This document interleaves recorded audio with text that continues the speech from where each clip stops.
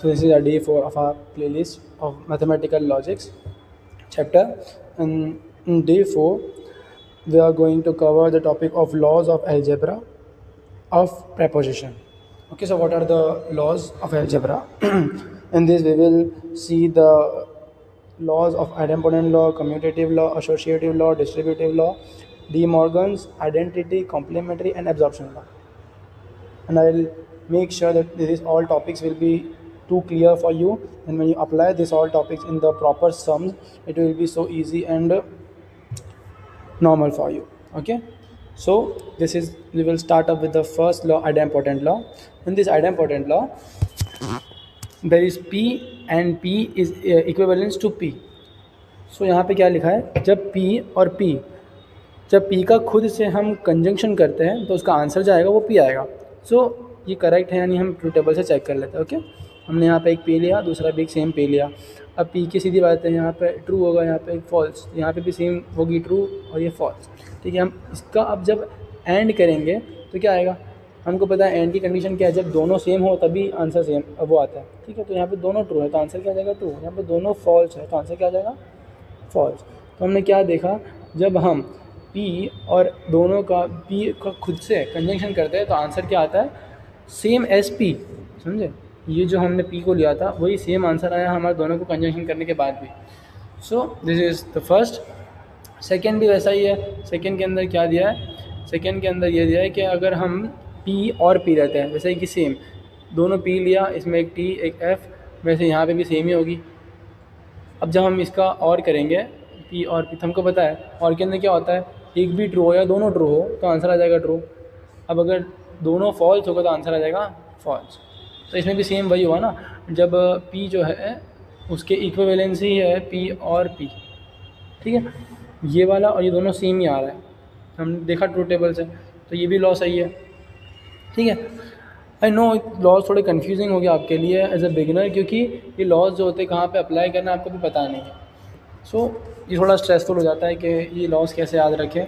तो जनरल चीज़ें, इतना इसमें कुछ स्ट्रेसअप होने की ज़रूरत नहीं है.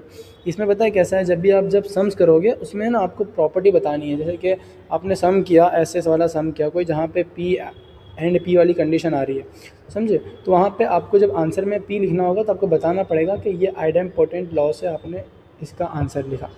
ओके, तो जब ऐसा आएगा कंडीशन तो आप उसका आंसर लिखोगे ये. ठीक है, तो ये कौन से लॉ से आप p लिख रहे हो, क्योंकि p एंड p जो होता है वो आइडेम्पोटेंट लॉ से इक्विवेलेंसी होती है. ठीक है, तो ये आपको वहाँ पे अप्लाई करना है, इसीलिए ये लॉज पहले पढ़ाते, तब जब आपको अप्लाई करना हो तो आपको डायरेक्टली आपको यूज़ करने के लिए ईजी पड़े. ठीक है, तो we will move on second. Second is commutative law. Commutative law में क्या बोल रहा है कि अगर हम p और q कर रहे हैं और q और p कर रहे हैं, समझे, जैसे कि p और q करा मैंने और q और p करा, दोनों का आंसर तो सेम ही आएगा ना, समझे, क्योंकि और है, और के ना दोनों आंसर सेम आएगा, सीधी बात है.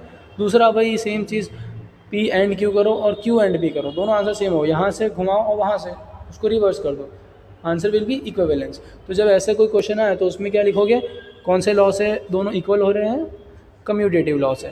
ठीक है, तो कम्यूटेटिव लॉ से दोनों इक्वल हो रहे हैं, तो जब आपको प्रूव करना आएगा वहाँ पे आप क्या लिखोगे, commutative law. Okay, rule commutative law. फिर third one we will move is associative law. Associative law में क्या है, देखो, p और q और r जो है वो ब्रैकेट में है और p है वो बाहर है. ठीक है, पर दोनों सब के बीच में कौन सा साइन है, और का ही साइन है, इधर भी और है इधर भी और है. तो हम ऐसा लिख सकते हैं ना, p और q और r को बाहर, इसीलिए हमने यहाँ क्या लिख दिया, p और q और r को बाहर लिख दिया. वो भी दोनों इक्विवेलेंट ही है, अगर हम ऐसा लिखो या ऐसा लिखो दोनों सेम है. ठीक है, वैसे ही सेम हम एंड के लिए भी करेंगे, p and q and r bracket के अंदर ही है पर्टिकुलर. ओके, तो हम इसको साथ में है तो हम इसको भी साथ में लिख सकते हैं, ये दोनों एक है और इसको बाहर निकाल दो. यहाँ पे हमने वही किया, ये दोनों एक कर दिया, इसको बाहर निकाल दिया. तो ये कौन से रूल से, कौन से लॉ से होता है, ये होता है एसोसिएटिव लॉ से. ओके, आई होप आपको समझ आ रहा है धीमे धीमे. जब आपके एग्जाम्पल्स में करवाऊंगा तो आपको और क्लियर और इजी हो जाएगा कि कैसे इसको अप्लाई करना है. ओके, अभी आप लॉज समझ लें यहाँ पे सारे. Fourth one is distributive law. Distributive law में क्या है, q और r के बीच में है एंड, और बाहर p एंड पूरे ये ब्रैकेट के साथ है और. ठीक है, तो अब सीधी बात है, हम यहाँ पे ऐसा नहीं लिख सकते ना, जैसे हमने यहाँ पे इधर कैसे किया, हमने इस दोनों को एक ले लिया और यहाँ पे बाहर निकाल दिया आर को, लेकिन यहाँ पे क्या है, दोनों साइन अलग अलग है, एक और है एक एंड है, तो हम यहाँ पे ऐसा नहीं कर सकते। हम यहाँ पे क्या करेंगे, वी विल डिस्ट्रीब्यूट दिस, पहले हम P को Q के साथ करेंगे, फिर P को R के साथ करेंगे, ठीक है। तो हमने वही किया यहाँ पे, पहले P और Q को ले लिया और फिर P और R को ले लिया। सॉरी, इधर एक साइन का मिस्टेक हो गया है, साइन में यहाँ पे आएगा और, ओके। क्यों? क्योंकि देखो यहाँ पे जो बाहर वाली साइन है वो और है, तो पहले P और फिर ये इसको पहले इसके साथ करेंगे, फिर P और को R के साथ करेंगे, और बीच की जो साइन है वो बीच में रह जाएगी, समझे। इसको अगर आप ट्रू टेबल से सॉल्व करोगे ना तो दोनों के आंसर सेम ही आएंगे, क्योंकि ये इक्विवेलेंट है, ठीक है। इसमें भी सेम लास्ट वाला जो है, इसके अंदर क्या है, P एंड और Q और R जो है वो ब्रैकेट के अंदर है, तो इसमें P एंड जो है वो हम पहले Q के साथ करेंगे, उसके बाद हम उसको R के साथ करेंगे, ठीक है। और जो ये बीच वाली जो और वाली साइन है उसको बाहर रख देंगे, ठीक है। तो हमने वैसे ही किया, पहले P एंड Q ले लिया, दूसरा लिया P एंड R ले लिया, और उसके बीच में और वाली साइन लगा दी, समझे। तो ये था डिस्ट्रीब्यूटिव लॉ। अब ये जो है 6th one is D Morgan's law. D Morgan's law में क्या है, डी मॉर्गन्स लॉ में क्या है, डी मॉर्गन्स लॉ में क्या दिया है, इफ़ P एंड Q दिया है और उसके बाहर नेगेशन है, P एंड Q है, अब ध्यान से देखो यहाँ पे P एंड Q है, ठीक है।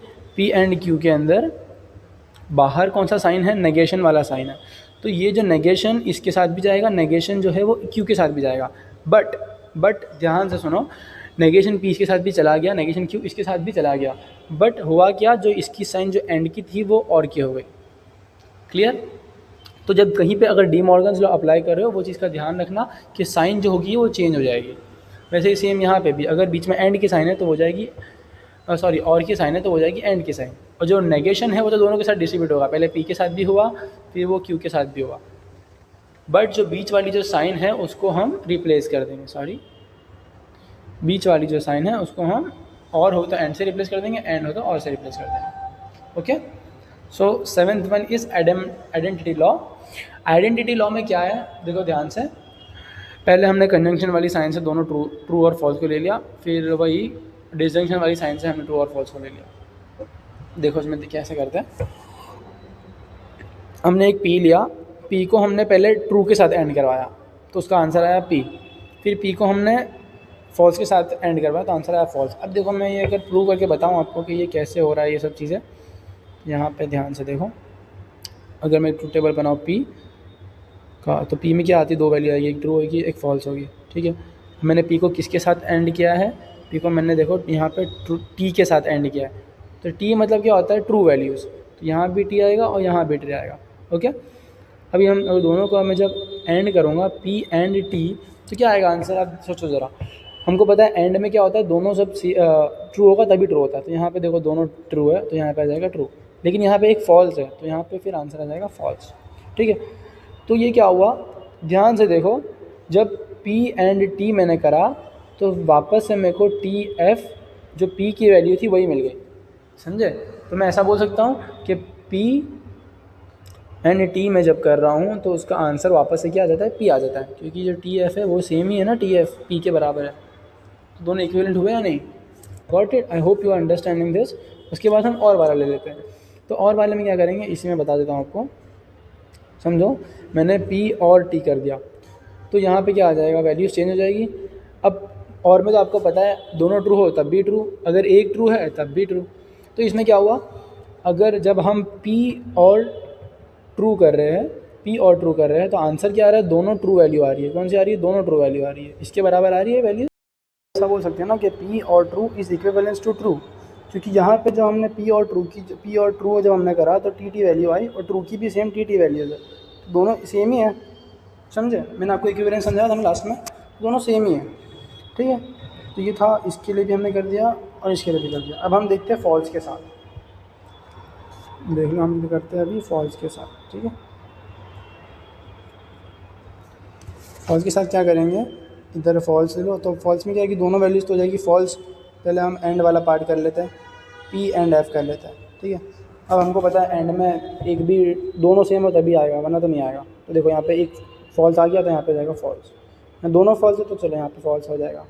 ठीक है, तो हमने क्या देखा, जब हम P एंड F कर रहे हैं तो दोनों वैल्यूज़ आ रही है F, ठीक है, और यहाँ पे भी F की दोनों वैल्यूज़ क्या है F, तो हम ऐसा बोल सकते हैं कि P एंड F जब हम करेंगे तो इसका जो इक्विवेलेंसी आएगी वो सेम एज F आएगा। समझ में आया? I hope you are clear with this. इसके बाद हम सेम वैसे और के लिए कर लेंगे, और के लिए। ठीक है, अब देखो यहाँ पे जब मैं और के लिए करूँगा तो हमको पता है कि एक भी ट्रू मतलब आंसर और के लिए हो जाएगा ट्रू, और दोनों फॉल्स मतलब हो जाएगा सेम फॉल्स। समझे? तो यहाँ पे क्या हुआ, अब हमारी जो वैल्यूज़ आ रही है टी एफ वाली वो किसके से बराबर है, ये वाले के बराबर, मतलब P और P और F, मतलब हम ऐसा लिख सकते हैं कि P और F is equivalence to P। समझे? तो यहाँ पे वही लिखा हुआ है P और F is equivalence to P, और इसे हमने पहले एंड का करा तो P and F is equivalence to F। तो ये ऐसा होता है, समझ में आ रहा है? उसके बाद है लास्ट टॉपिक कॉम्प्लीमेंट्री लॉ। अब देखो कॉम्प्लीमेंट्री लॉ में क्या है, जब भी हम P एंड नेगेशन P करेंगे तो क्या आएगा, आंसर फॉल्स आ जाएगा। इसका भी हम वैसे ही टू टेबल बना के बता देता हूँ आपको, P और नेगेशन P। अब समझो यहाँ पे मैंने T और F वैल्यू ली है तो इसका नेगेशन क्या हो जाएगा, F और T हो जाएगा, मैंने बताया था आपको। इसके बाद अगर मैं समझो इसका P एंड कर रहा हूँ, P एंड नेगेशन F दोनों का एंड कर रहा हूँ तो क्या आ जाएगा, एंड में दोनों ट्रू होना चाहिए तभी ट्रू होता है। तो यहाँ पे एक फॉल्स है तो यहाँ पे फॉल्स हो जाएगा, यहाँ पे भी एक फॉल्स है तो यहाँ पे फॉल्स हो जाएगा। तो देखा आपने, ये जो फॉल्स वैल्यू आ गई दोनों में, ये भी फॉल्स ये भी फॉल्स, ये हो जाएगा फॉल्स के बराबर। ठीक है, यहाँ पे वैसे ही हम और के लिए कर देंगे अब, और जब हम और के लिए करेंगे तो क्या आएगा, अब और करें समझो, और में क्या होता है जब एक भी ट्रू तो आंसर आ जाएगा ट्रू, यहाँ पे भी ट्रू, यहाँ पे भी एक टी है, यहाँ पे भी एक टी है, तो दोनों आंसर आ जाएगा टी वैल्यूज़। समझे? अब इसके बाद क्या आ जाएगा, हमने यहाँ पे देखा ये भी टी है ये भी टी है, तो मतलब ट्रू वैल्यू है दोनों। तो वैसे ही जब हम और करते हैं तो उसके बराबर होता है, ट्रू के बराबर होता है, और जब एंड करते हैं तो इक्विवेलेंस होता है फॉल्स के बराबर। समझे? ये सारे लॉज मैं आपको इसीलिए बता रहा हूँ तब आप अप्लाई कर सको ईजी वे में। समझो? अभी समझ लो ये चीज़ को। आई नो आपको थोड़ा सा बाउंस बैक जा रहा होगा, जब मैंने पढ़ा था तब मुझे भी ऐसा बाउंस बैक हो रहा था, बट आई नो कि आप जब अप्लाई करोगे इस चीज़ को तो बहुत ईजी वे में आपके लिए हो जाएगा। ठीक है, तो लास्ट है एब्जॉर्प्शन लॉ। एब्जॉर्प्शन लॉ में क्या है, ध्यान से देखो, P एंड Q अंदर है, बाहर और है, और वापस से P है। तो देखो इसमें ना बेसिकली क्या रूल याद रखने का, जब भी ऐसा आ रहा है ना तो सिर्फ Q अकेला है और P और P कैंसल आउट हो जाते हैं, सिर्फ सॉरी Q कैंसल आउट हो जाता है इसमें से, और सिर्फ बच जाता है P, क्योंकि दो बार हमारे पास P है।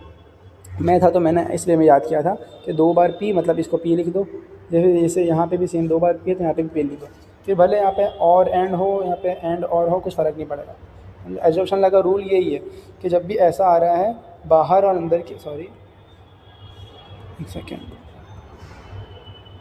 बाहर और अंदर की वैल्यूज़ जो है, जैसे कि यहाँ पे भी P है और यहाँ पे भी P है, वैसे ही सेम यहाँ पे भी P है यहाँ पे भी P, और दोनों की वैल्यूज़ अलग होनी चाहिए। पर देखो यहाँ पे और तो यहाँ पे एंड, यहाँ पे एंड तो यहाँ पे और, फिर आंसर आ जाएगा P।